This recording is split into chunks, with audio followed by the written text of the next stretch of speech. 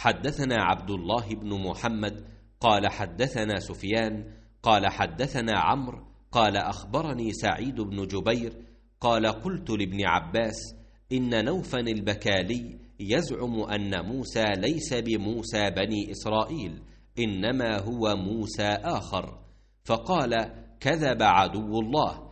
حدثنا أبي بن كعب عن النبي صلى الله عليه وسلم قال قام موسى النبي خطيبا في بني إسرائيل فسئل أي الناس أعلم، فقال أنا أعلم، فعتب الله عليه إذ لم يرد العلم إليه، فأوحى الله إليه أن عبدا من عبادي بمجمع البحرين هو أعلم منك.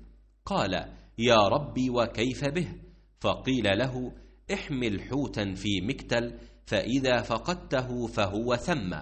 فانطلق وانطلق بفتاه يوشع بن نون وحملا حوتا في مكتل حتى كان عند الصخرة وضعا رؤوسهما وناما، فانسل الحوت من المكتل فاتخذ سبيله في البحر سربا.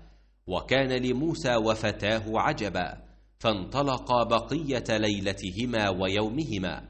فلما أصبح قال موسى لفتاه آتنا غداءنا لقد لقينا من سفرنا هذا نصبا.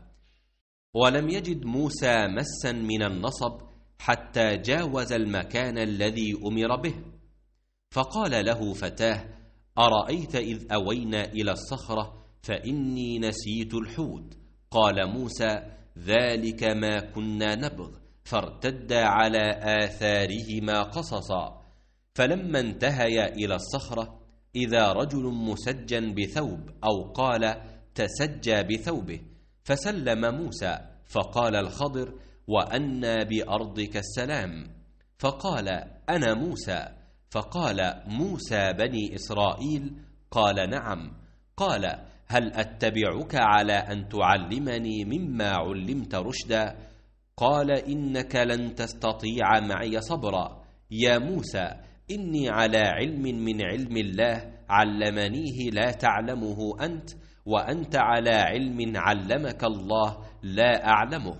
قال ستجدني إن شاء الله صابرا ولا أعصي لك أمرا. فانطلقا يمشيان على ساحل البحر ليس لهما سفينة، فمرت بهما سفينة فكلموهم أن يحملوهم، فعرف الخضر فحملوهما بغير نول. فجاء عصفور فوقع على حرف السفينة فنقر نقرة أو نقرتين في البحر. فقال الخضر يا موسى ما نقص علمي وعلمك من علم الله إلا كنقرة هذا العصفور في البحر. فعمد الخضر إلى لوح من ألواح السفينة فنزعه، فقال موسى قوم حملونا بغير نول، عمدت إلى سفينتهم فخرقتها لتغرق أهلها. قال ألم أقل إنك لن تستطيع معي صبرا؟ قال لا تؤاخذني بما نسيت. فكانت الأولى من موسى نسيانا. فانطلقا فإذا غلام يلعب مع الغلمان، فأخذ الخضر برأسه من أعلاه فاقتلع رأسه بيده. فقال موسى أقتلت نفسا زكية بغير نفس؟ قال ألم أقل لك إنك لن تستطيع معي صبرا؟ قال ابن عيينة وهذا أوكد. فانطلقا حتى إذا أتيا أهل قرية استطعما أهلها فأبوا أن يضيفوهما، فوجدا فيها جدارا يريد أن ينقض. قال الخضر بيده فأقامه. فقال له موسى لو شئت لاتخذت عليه أجرا. قال هذا فراق بيني وبينك. قال النبي صلى الله عليه وسلم يرحم الله موسى، لوددنا لو صبر حتى يقص علينا من أمرهما. उन्होंने फरमाया कि मैं हूँ।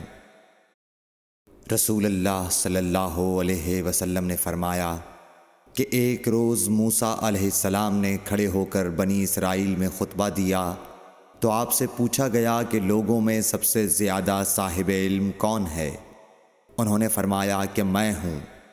इस वजह से अल्लाह का गुस्सा उन पर हुआ کہ انہوں نے علم کو خدا کے حوالے کیوں نہ کر دیا۔ تب اللہ نے ان کی طرف وحی بھیجی کہ میرے بندوں میں سے ایک بندہ دریاؤں کے سنگم پر ہے، جہاں فارس اور روم کے سمندر ملتے ہیں، وہ تجھ سے زیادہ عالم ہے۔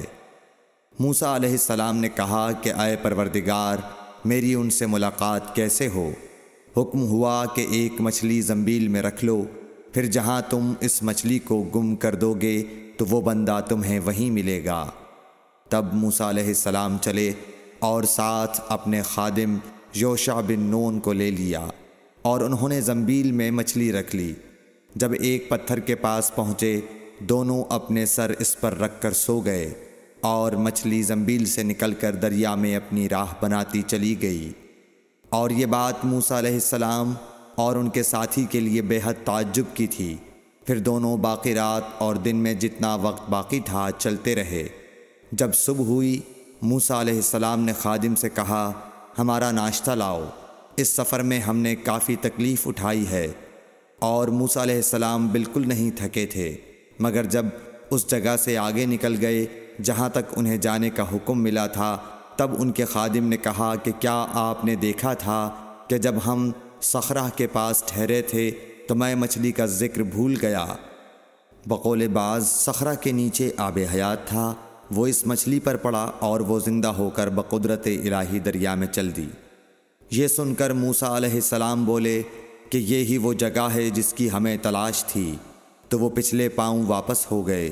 جب پتھر تک پہنچے تو دیکھا کہ ایک شخص کپڑا اوڑھے ہوئے موجود ہے۔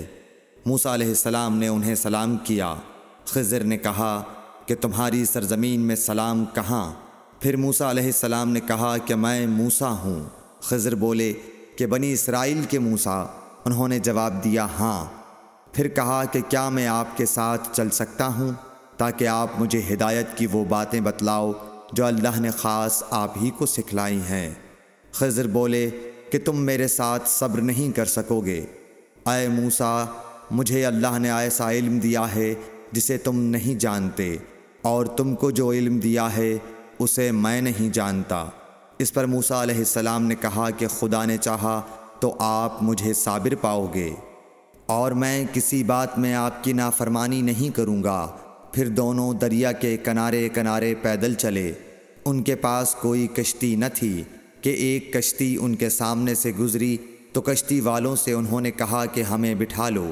خضر کو انہوں نے پہچان لیا اور بغیر کرائے کے سوار کر لیا۔ اتنے میں ایک چڑیا آئی اور کشتی کے کنارے پر بیٹھ گئی۔ پھر سمندر میں اس نے ایک یا دو چونچیں ماری۔ اسے دیکھ کر خضر بولے کہ اے موسیٰ، میرے اور تمہارے علم نے اللہ کے علم میں سے اتنا ہی کم کیا ہوگا جتنا اس چڑیا نے سمندر کے پانی سے۔ پھر خضر نے کشتی کے تختوں میں سے ایک تختہ نکال ڈالا۔ موسیٰ علیہ السلام نے کہا کہ ان لوگوں نے تو ہمیں کرایہ لیے بغیر مفت میں سوار کیا، اور آپ نے ان کی کشتی کی لکڑی اکھاڑ ڈالی تاکہ یہ ڈوب جائیں۔ خضر بولے کہ کیا میں نے نہیں کہا تھا کہ تم میرے ساتھ صبر نہیں کر سکو گے؟ اس پر موسیٰ علیہ السلام نے جواب دیا کہ بھول پر میری گرفت نہ کرو۔ موسیٰ علیہ السلام نے بھول کر یہ پہلا اعتراض کیا تھا۔ پھر دونوں چلے۔ کشتی سے اتر کر ایک لڑکا بچوں کے ساتھ کھیل رہا تھا۔